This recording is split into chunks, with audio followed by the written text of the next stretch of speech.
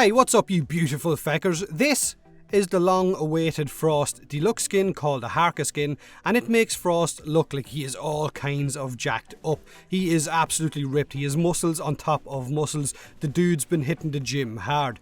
With this new skin, Frost can now bench press 2 igloos, 45 Eskimos on each side, a polar bear and a set of king penguins, not to mention Mrs. Claus. But all of that protein has got to have some kind of side effects, right? Maybe there's toxic gas involved.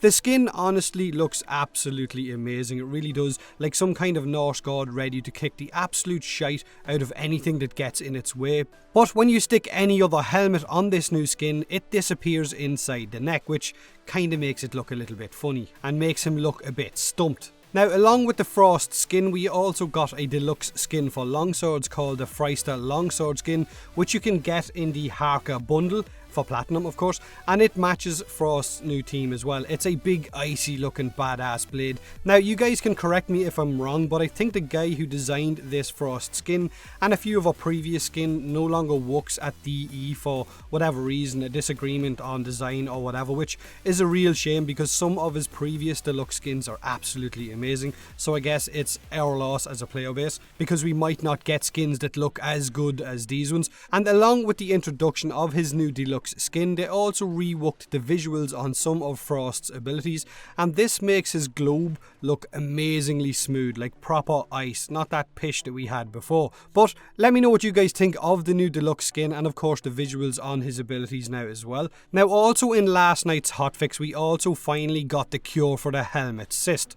Your fashion frame is no longer ruined by that big old pink pimple, or space AIDS as the community is calling it. Simply jump back into the chair in the infested room and have it removed permanently. But be careful because you will need that cyst to breed a charge or pet if you don't have one already, so maybe leave that cyst on your least played Warframe. Another change in last night's patch was to our newest frame Nidus and some of his abilities, because Nidus went and got himself tweaked a bit, or a slight nerf I guess, depending on which way you're gonna look at it, which I think almost the whole player base could see coming. He was incredibly powerful in his previous state, and I think I even said that in my original video review of Nidus. I said I could see him being changed down the line. If the past has taught me anything, it's that if something seems too good to be true in Warframe, then be prepared for some kind of change, which in itself is it's kind of a bad way to be looking at the game. I guess if you're a veteran, you've seen this happen before.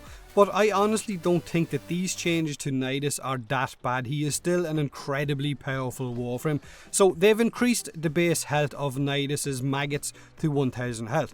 His undying phase when he takes a death blow now consumes 15 stacks instead of 10, which is not that bad. You can get 15 stacks relatively quickly. Entering a nullifier bubble with Nidus will now drain down mutation stacks the longer that you stay in the bubble, which means you just need to jump in there, pop that nully in the middle of it and keep on moving, and you shouldn't lose too many stacks.